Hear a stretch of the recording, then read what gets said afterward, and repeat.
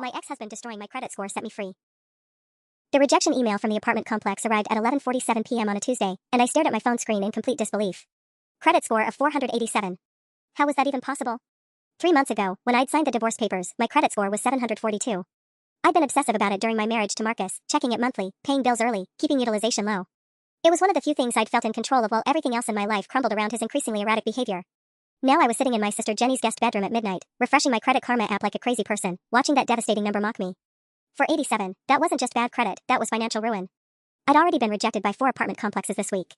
The landlord at the cute one-bedroom on Maple Street had actually laughed when he saw my credit report. Sorry honey, but we don't rent to people with active collections and charge-offs. Maybe try some of the weekly motels out by the highway. My hands were shaking as I scrolled through the detailed report. None of this made sense. There was a Discover card I'd never opened showing a $8,400 balance in collections. A personal loan from One Main Financial for $12,000 that had been in default for 2 months. 3 different utility accounts from addresses I'd never lived at, all showing late payments and disconnections. But the one that made my blood run cold was our joint Chase account, the one Marcus was supposed to handle in the divorce settlement. According to the report, he'd let it go 120 days past due before it was charged off for $6,847. That was supposed to be paid from the sale of his motorcycle. Instead, he'd apparently just ignored it. I called the Chase fraud line first, sitting there in my pajamas at 12:30 a.m., listening to hold music and fighting back tears. When I finally reached a human, the customer service rep, her name was Dawn, sounded genuinely sympathetic as she pulled up our account. Ma'am, I see here that Marcus Chen was added as an authorized user with full account access in 2019. The last payment we received was on March 15th, and there have been several large cash advances since then. The account shows charges at casinos in Atlantic City through April. Casinos? I felt like I was going to be sick. We've been divorced since February. I never authorized any casino charges. I'm showing here that the authorized user made these transactions.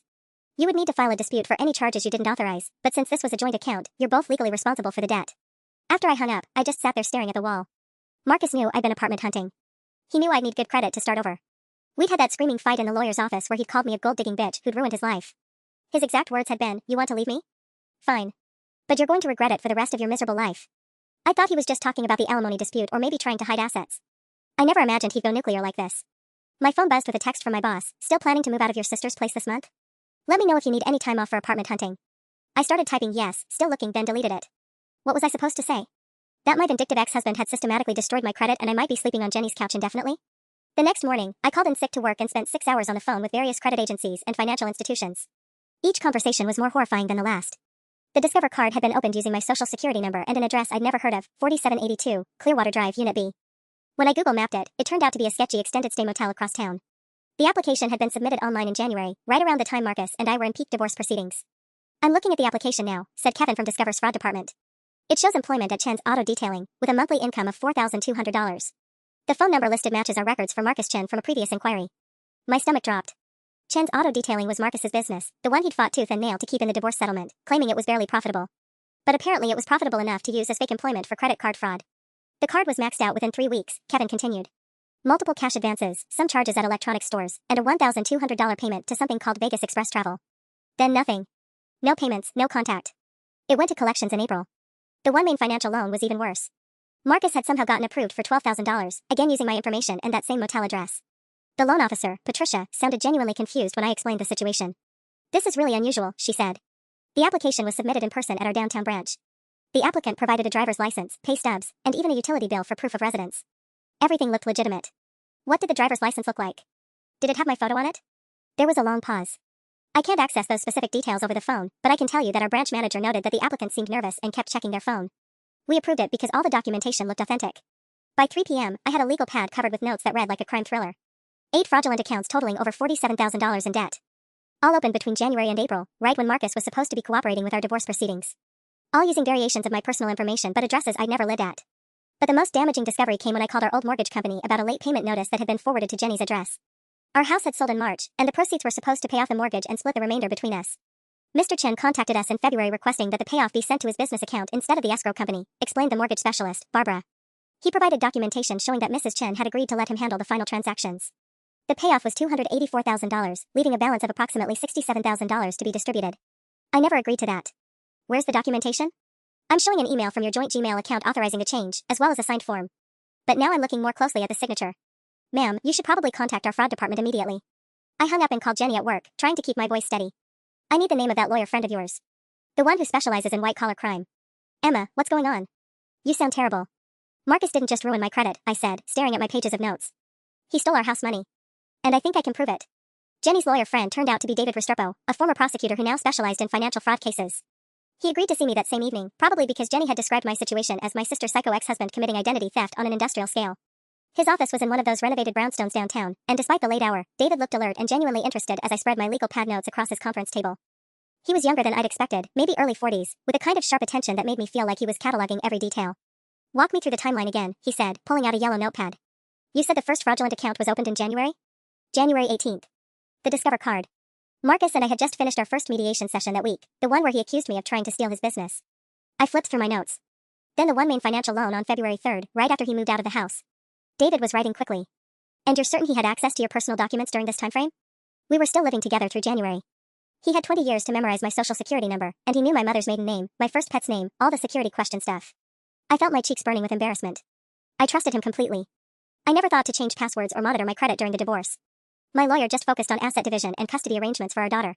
Wait. David's pen stopped moving. You have a daughter together? Sophia. She's 16, lives with me during the week and stays with Marcus on weekends.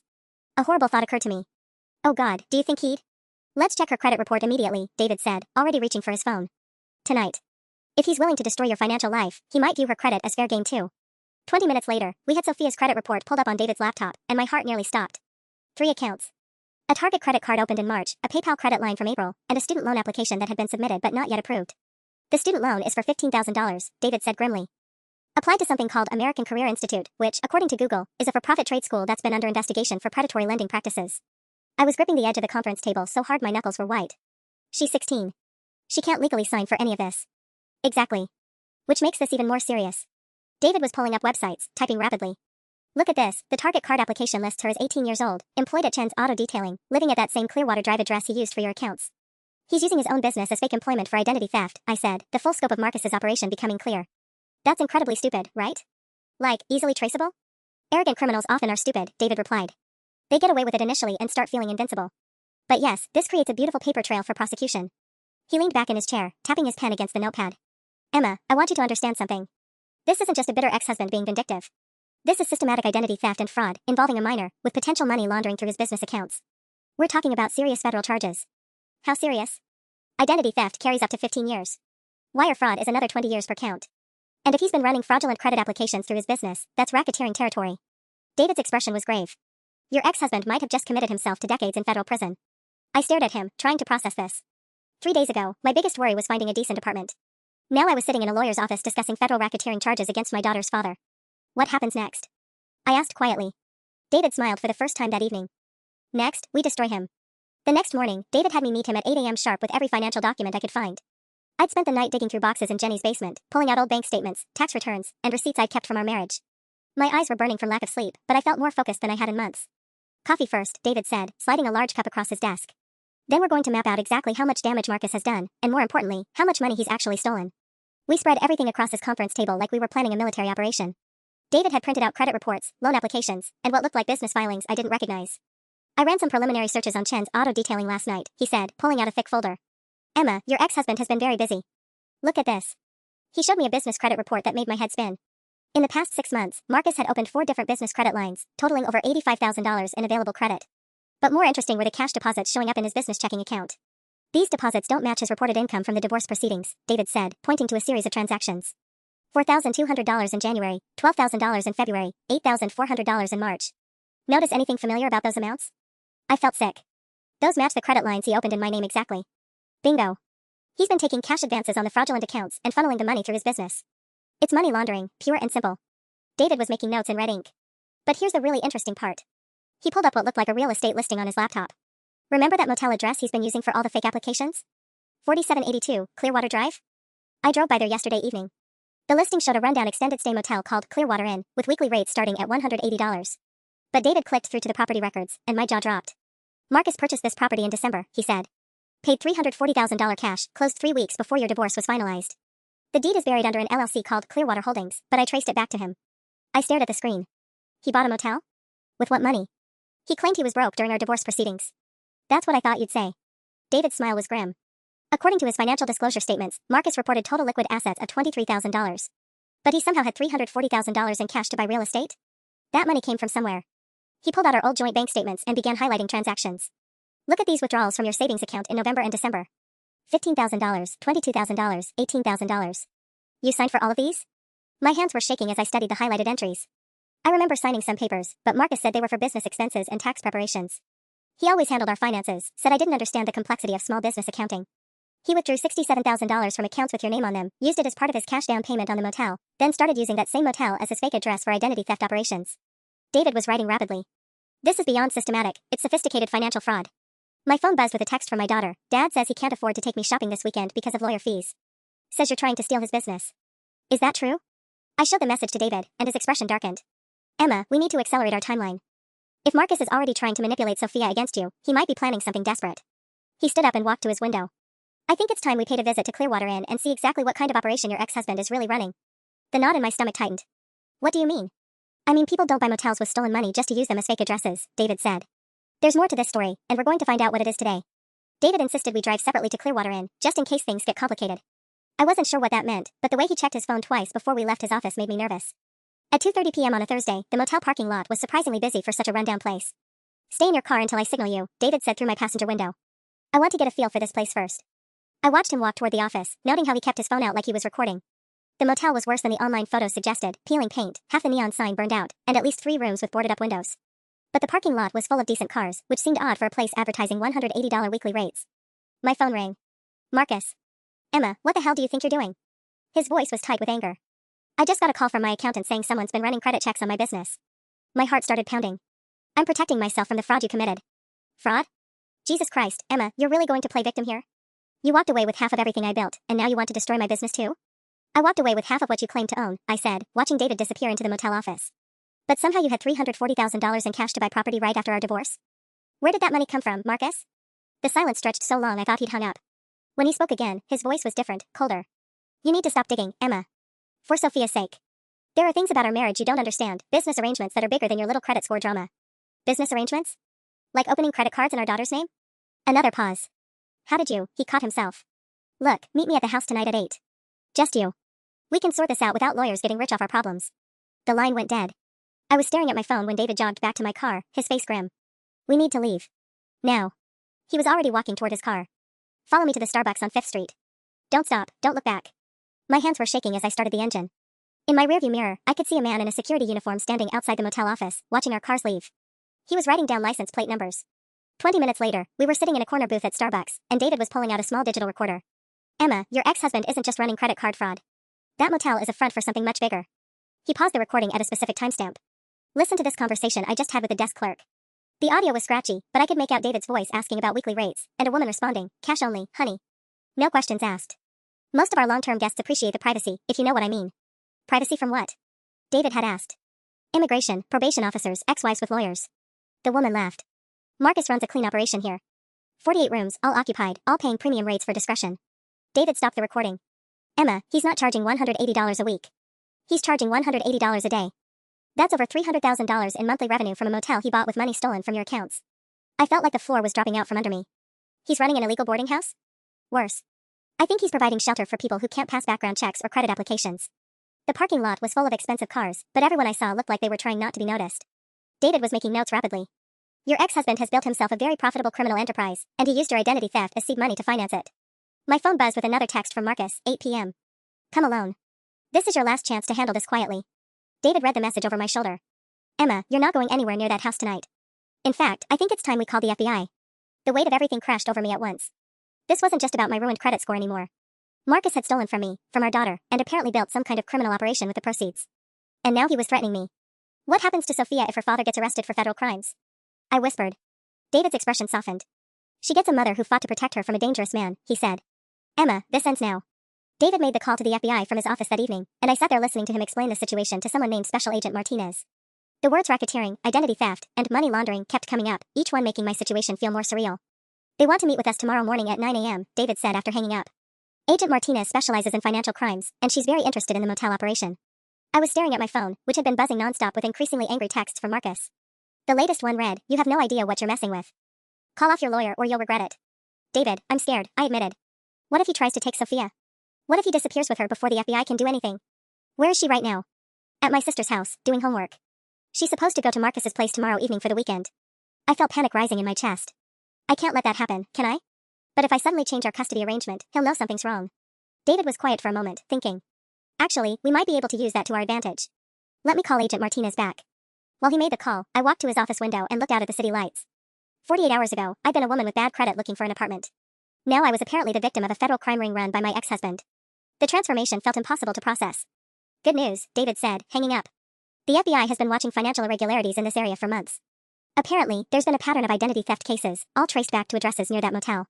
Marcus isn't as smart as he thinks he is. What does that mean for tomorrow? It means they're going to move fast. Agent Martinez wants to coordinate Sophia's pickup tomorrow before Marcus realizes we're onto him. They'll have surveillance on the motel and his auto shop by morning. My phone rang again. This time it was Jenny. Emma, something weird just happened. A man came by the house asking about you. Said he was from a debt collection agency, but something felt off about him. My blood went cold. What did he look like? Tall, maybe mid-30s, wearing a nice suit but driving an old pickup truck. He wanted to know your work schedule and whether you'd been staying here regularly. I told him I hadn't seen you in weeks. David was already grabbing his coat. Jenny, this is David Restrepo, Emma's attorney. Don't let Sophia leave the house tonight, and if anyone else comes by, call 911 immediately. What's going on? Jenny's voice was tight with worry. Marcus is escalating, I said. We think he's trying to figure out where I'm staying and when I'll be alone.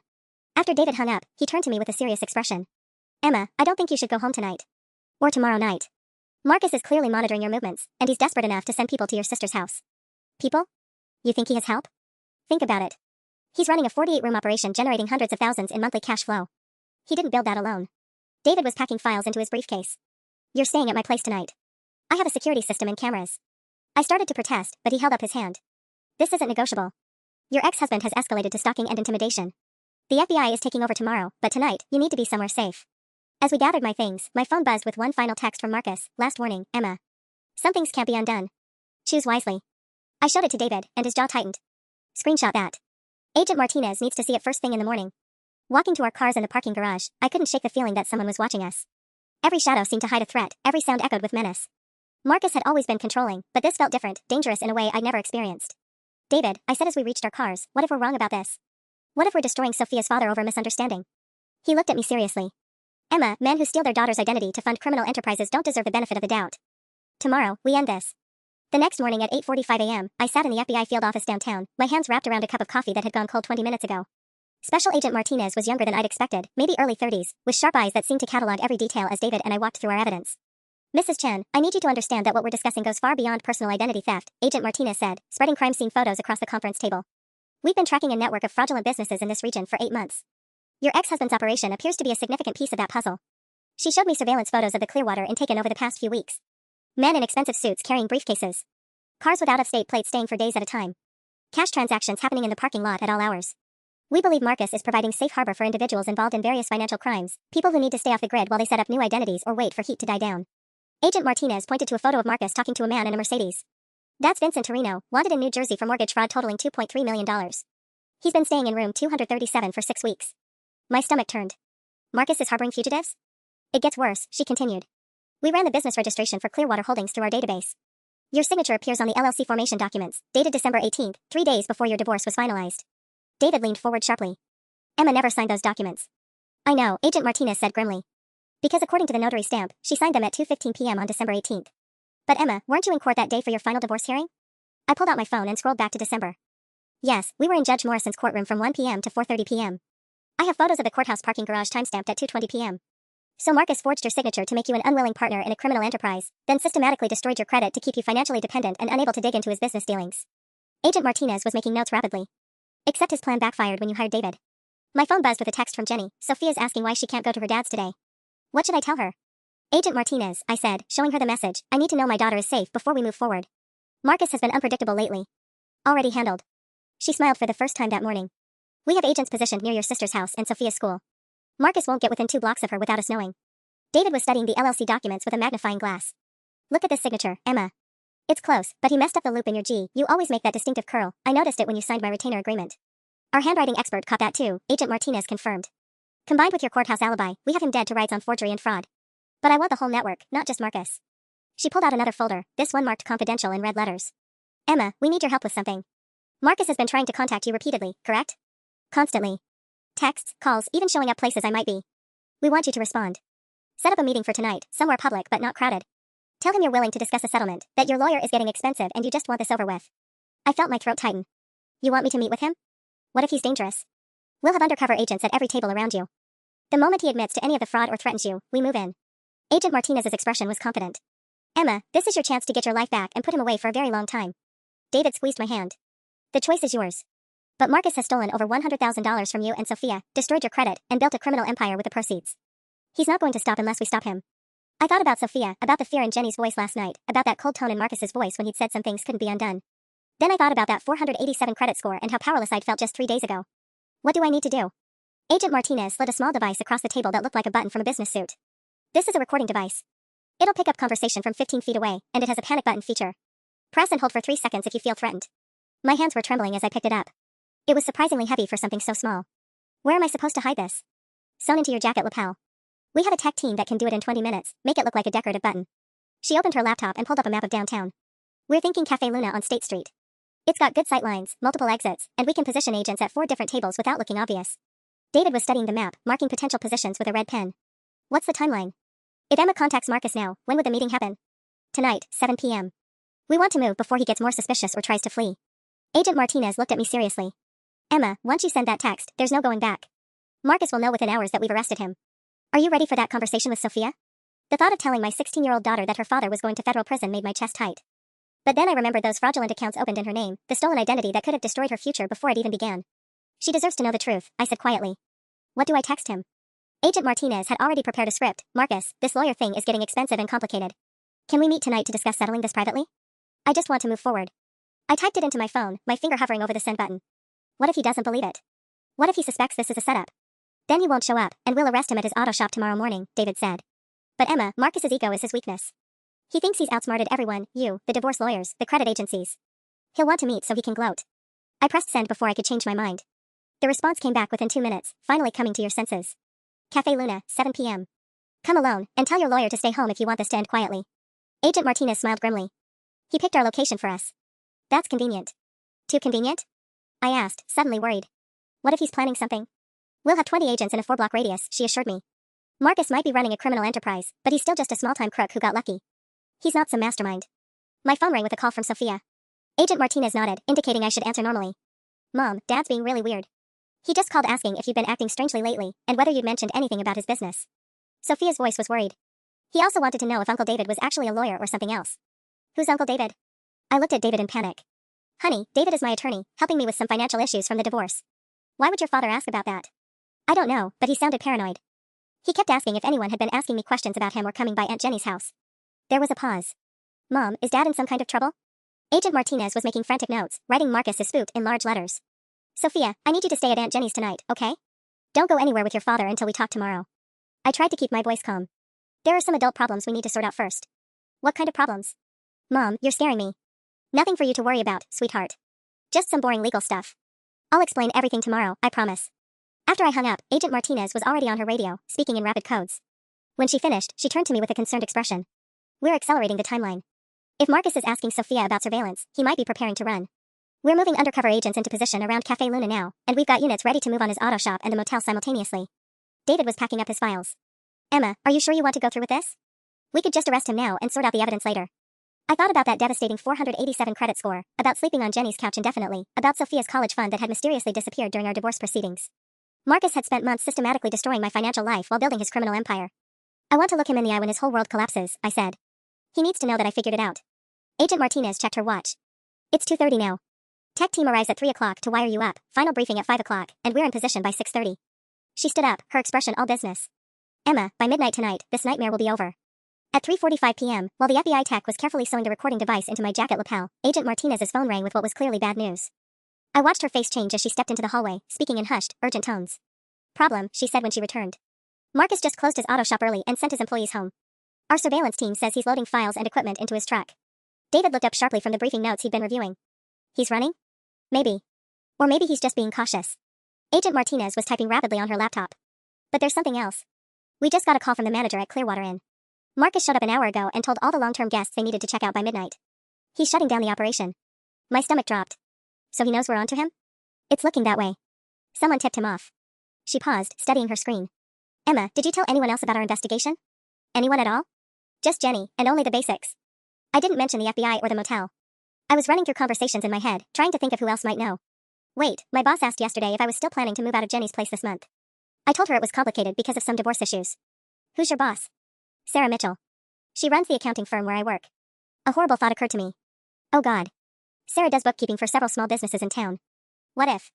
Agent Martinez was already pulling up business records on her computer. Sarah Mitchell, CPA. Let's see what businesses she services. Her fingers flew across the keyboard.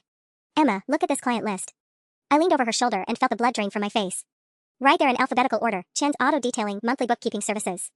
Sarah's been doing Marcus's books for 3 years, I whispered. She knows everything about his finances. And I told her yesterday that I was having credit problems because of the divorce. David was already on his phone. We need to assume Marcus knows about tonight's meeting. This could be a trap. Agent Martinez stood up abruptly. We're calling it off. It's too dangerous now. No.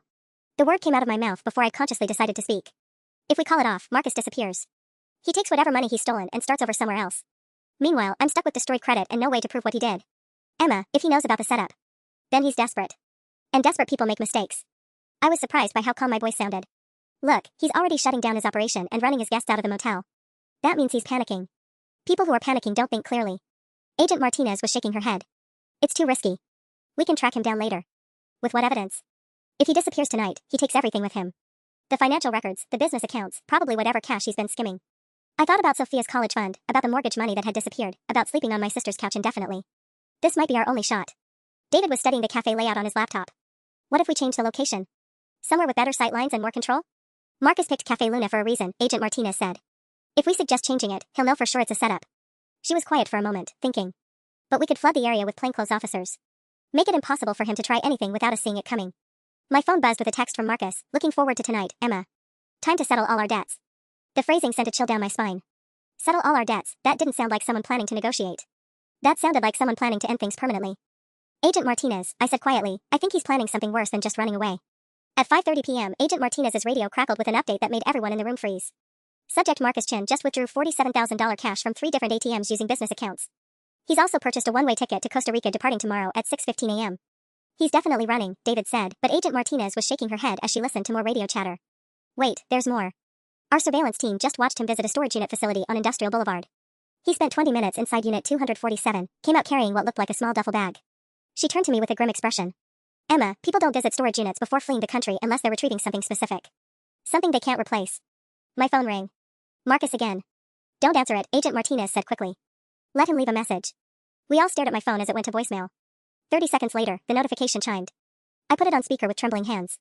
Marcus's voice was different, calmer than it had been in days, almost cheerful. Emma, change of plans for tonight. Cafe Luna's too public for the kind of conversation we need to have. Meet me at our old house instead, I still have keys. 7 p.m. sharp. Oh, and Emma? I found some things in storage that I think you'll want to see. Things that'll change how you feel about this whole situation. The message ended, and Agent Martinez was immediately on her radio. I need surveillance on 1247 Oakwood Drive immediately. Subject has changed the meeting location to his former residence. The house sold in March, I said, my voice barely a whisper. The new owners moved in last month. What if they're there? David was already pulling up property records on his laptop. Robert and Patricia Hernandez, purchased March 15th for $428,000.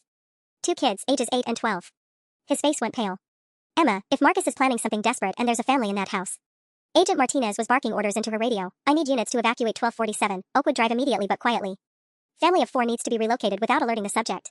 Move now. I have to text him back, I said. If I don't respond, he'll get suspicious and maybe approach the house before your people can clear it. What do you say? David asked. Agent Martinez was monitoring multiple radio channels, but she nodded at me. Keep it simple. Agree to the location change, but try to buy us time for the evacuation.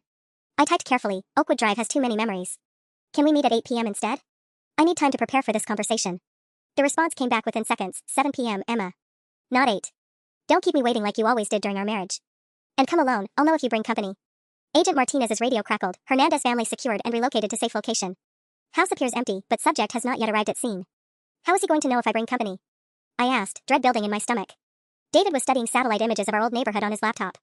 Emma, look at this. There's a perfect line of sight from the park across the street to your front yard.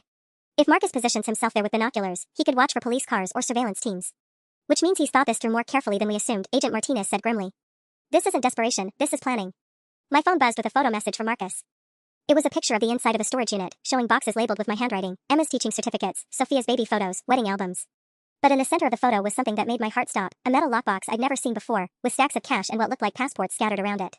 The next text read, 20 years of marriage, and you never knew about my insurance policy. Tonight you'll understand why some secrets are worth keeping quiet. At 6:15 p.m., Agent Martinez received the call that changed everything. She answered on speaker, and we all heard the voice of Agent Rodriguez from the surveillance team. We've got a problem. Marcus isn't alone. There's a second vehicle, black SUV with tinted windows, that's been following him for the past hour. 2 occupants, both male, staying exactly 3 cars back. My blood went cold. Who else would be following him? Could be anyone from his motel operation, David said, but Agent Martinez was already coordinating with her team. I need identification on that SUV, license plate, registered owner. Now. She turned to me with a grim expression. Emma, this changes the risk profile completely. If Marcus has backup, this isn't just about confronting you, this might be about eliminating witnesses. My hands were shaking as I stared at the photo Marcus had sent to the storage unit. Those weren't just any passports scattered around the cache, they had different names but what looked like Marcus's photo. Agent Martinez, how many fake identities does he have? She was studying the image on her laptop, zooming in on details. I count at least 4 different passport covers, and there's what looks like social security cards underneath the cache. She paused, typing rapidly. Emma, the lockbox in this photo, do you recognize it at all? I studied the image more carefully. The metal box was sitting on top of a manila folder, and I could just make out part of a letterhead. Wait, zoom in on that folder underneath. I think I can see, oh my god. The letterhead read Morrison and Associates Estate Planning. That was the law firm that had handled Marcus's father's estate 3 years ago when he died of a heart attack. Marcus had inherited $85,000, which he'd claimed went entirely to paying off business debts. His father's inheritance, I whispered. Marcus told me it was only $30,000 and that he had to use it all for the auto shop. But this looks like original estate documents. Agent Martinez was on her radio again. I need a records check on the estate of Chin Wei Ming, deceased approximately 2018. Cross-reference with Morrison and Associates Estate Planning. She looked back at me. If Marcus lied about the inheritance amount, where did the extra money go? David was making notes furiously. Emma, during your divorce proceedings, did your attorney ever request documentation of Marcus's father's estate? Our lawyer said it happened before the marriage separation period, so it wasn't considered marital property. The implications were hitting me like a freight train. But if Marcus lied about the amount, if he had $200,000 or $300,000, then he's been planning this escape route for years, Agent Martinez finished. The motel, the fake identities, the cash reserves, this isn't a desperate reaction to your investigation. This is a long-term strategy. My phone buzzed with another message from Marcus, change of plans again. The house has too many cars parked nearby, looks like the neighbors are having a party. Meet me at Millers Point Park, North Parking Area. Same time. 7 p.m. Agent Martinez's face went white. Millers Point is perfect for an ambush. Isolated, multiple escape routes, no witnesses after dark. She was already issuing orders, all units, subject has changed location again to Millers Point Park. This is now considered a high-risk apprehension. I'm not going, I said suddenly. This is insane. He's clearly planning something violent. Emma, if you don't show up, he disappears tonight with his fake passports and cash reserves. Meanwhile, you're still legally liable for all the fraudulent debt he created in your name. David's voice was gentle but firm. The FBI has the park surrounded. This might be our only chance to end this. Agent Rodriguez's voice crackled over the radio. SUV has been identified. Registered to Vincent Torino, the fugitive from New Jersey who's been staying at the motel. Repeat, Marcus has a wanted felon as backup. I stared at everyone in the room, the weight of the decision crushing down on me. In 1 hour, I would either finally confront the man who had systematically destroyed my life, or I would walk into a trap that could end with me disappearing forever. My phone rang at 6:45 p.m. 15 minutes before I was supposed to meet Marcus at Millers Point.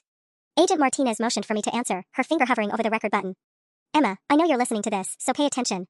Marcus's voice was eerily calm, almost conversational. I've been watching the park for 20 minutes. Very interesting how many joggers suddenly showed up wearing earpieces. My heart sank. Agent Martinez was already on her radio, he's made us. All units hold position but be ready to move. Here's what's going to happen, Marcus continued. You're going to get in your car alone, and I mean alone, Emma, and drive to the Clearwater Inn. Room 237.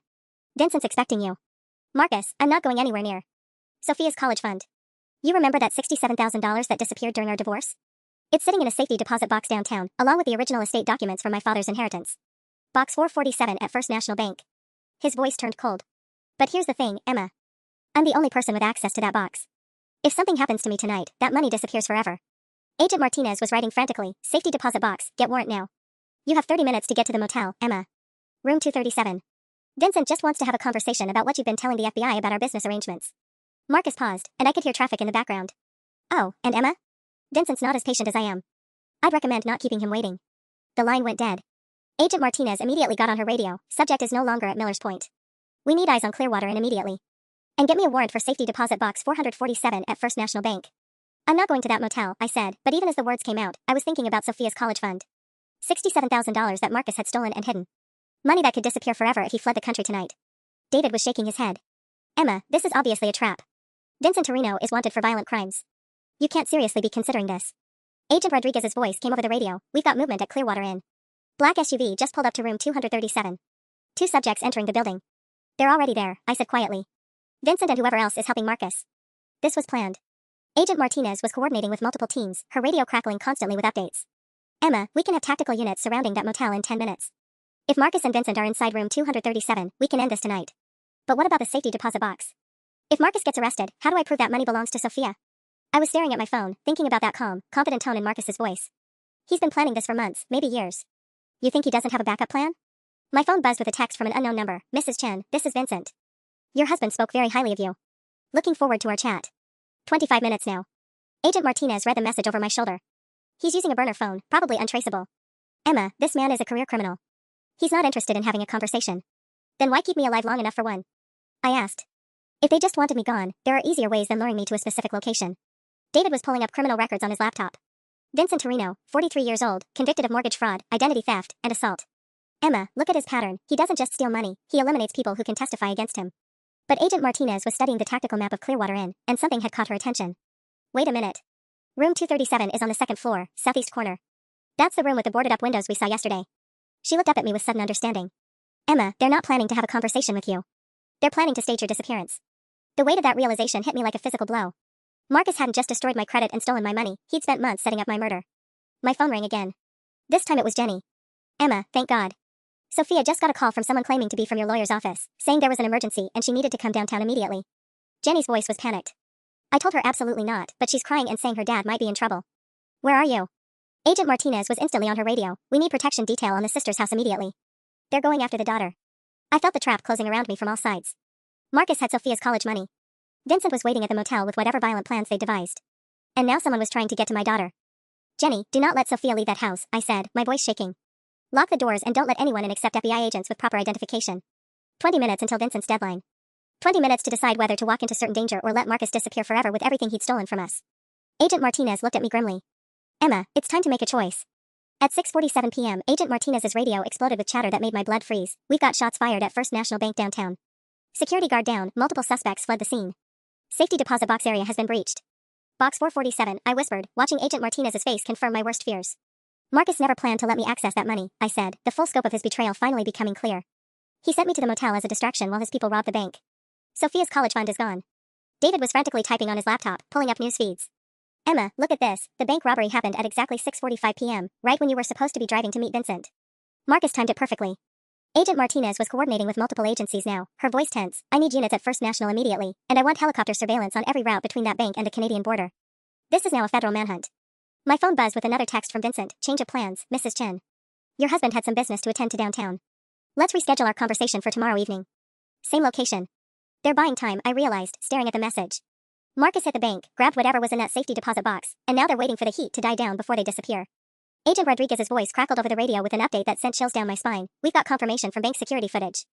3 subjects in masks, but body language and height match Marcus Chen, Vincent Torino, and an unidentified third male. They knew exactly which box to target, in and out in under 4 minutes.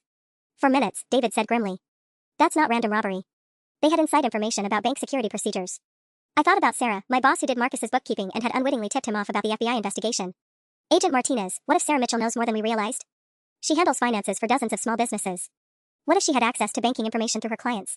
Agent Martinez was already pulling up Sarah's business records again. Emma, look at her client list more carefully. It's not just Chen's auto detailing. She scrolled down the screen, highlighting names. She does books for Clearwater Holdings, Morrison and Associates Estate Planning, and... She paused, her expression darkening. First National Bank Small Business Division. The scope of the conspiracy was expanding beyond anything I'd imagined. This wasn't just Marcus destroying my credit out of spite, this was a sophisticated financial crime network that had been operating under my nose for years. How many other people has he done this to? I asked quietly.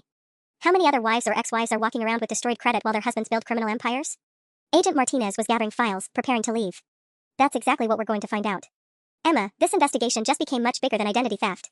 We're looking at organized financial crimes across multiple states. My phone rang with a call from Sophia, and Agent Martinez nodded for me to answer. Mom, there are FBI agents in Aunt Jenny's driveway, and someone on the news is saying Dad robbed a bank. Please tell me this is some kind of mistake. Her voice was small and scared, nothing like my usually confident teenager. I looked at Agent Martinez, who was coordinating what looked like a massive law enforcement operation from her laptop. David was printing out legal documents, preparing for what would clearly be a complex federal case. Sophia, I'll be there in 20 minutes to explain everything. But honey, your father has been doing some very illegal things, and now the FBI is going to help us fix the mess he created. The nightmare was far from over, but for the first time in days, I felt like we were finally ahead of Marcus instead of playing catch-up to his schemes. At 7:23 p.m., I was sitting in Jenny's living room trying to explain to my 16-year-old daughter why her father had just robbed a bank when Agent Martinez burst through the front door with news that made everything infinitely worse. Emma, we got a major problem.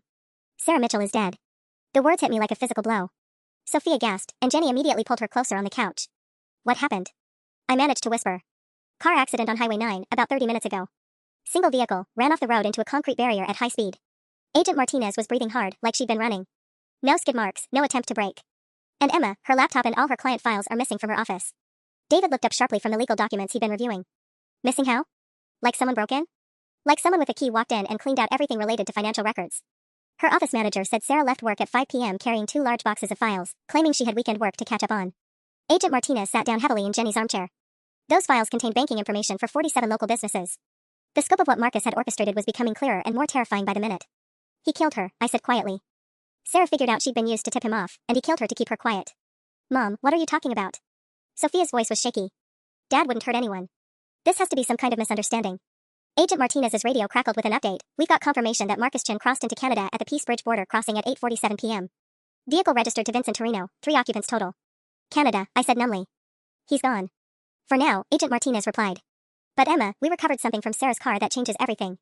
She pulled out an evidence bag containing what looked like a USB drive. This was hidden under her driver's seat. According to our tech team, it contains financial records for a network of fraudulent businesses spanning 6 states. David was already opening his laptop. What kind of network? Identity theft operations, money laundering fronts, fake business loans. Marcus wasn't just running one motel in our city. He's been coordinating similar operations in Detroit, Cleveland, Buffalo, and Rochester. Agent Martinez connected the USB drive to David's computer. Sarah kept backup records of everything, probably as insurance in case her partners decided she was a liability. Which, I realized with growing horror, was exactly what had happened. Look at this, David said, scrolling through spreadsheet after spreadsheet. Marcus has been operating under 12 different business names, with fraudulent revenue totaling over $2.8 million in the past 18 months alone. My phone buzzed with a text from an unknown Canadian number. Emma, this isn't over. I'll be in touch when things settle down. Take care of our daughter. M. Sophia read the message over my shoulder and started crying. He's really gone, isn't he? And he's never coming back. I put my arms around my daughter, thinking about Sarah Mitchell dead on Highway 9, about Vincent Torino and whatever other criminals were now harboring my ex-husband, about the massive financial conspiracy that had been operating in plain sight for years. No, sweetheart, I said, looking at Agent Martinez with new determination. He's not coming back. Because we're going to make sure he can't. Agent Martinez smiled grimly. Emma, with Sarah's records, we don't just have enough evidence to extradite Marcus, we have enough to dismantle his entire network and recover millions in stolen assets. Including Sophia's college fund. For the first time in weeks, I felt something that might have been hope. 3 months later, I was sitting in David's office signing the final papers that would transfer Marcus's entire criminal empire to me, legally. The irony wasn't lost on either of us. So let me make sure I understand this correctly, I said, reviewing the settlement documents. Because Marcus used fraudulent business structures that I was unknowingly made a partner in, and because he used my identity to secure the initial funding, I now own Clearwater Holdings, Chen's Auto Detailing, and $2.3 million in recovered assets? David grinned as he notarized the final signature page. The beauty of financial crimes, Emma, follow the money trail and it leads you to exactly who really owns what. Marcus made you an unwitting partner in his criminal enterprise, which means you were always the legal owner of everything he built with your stolen identity. Agent Martinez walked in carrying a bottle of champagne and an envelope marked confidential. I thought you'd want to hear this in person. We arrested Marcus and Vincent in Montreal yesterday. Extradition papers are already filed, and he'll be back in federal custody by Friday. My hands were shaking as I opened the envelope. Inside was a check from the FBI's Asset Recovery Division for $67,000, Sophia's college fund, recovered from the safety deposit box Marcus had robbed. But there was also a second check that made my eyes widen, $847,000, representing my share of recovered assets from the criminal network.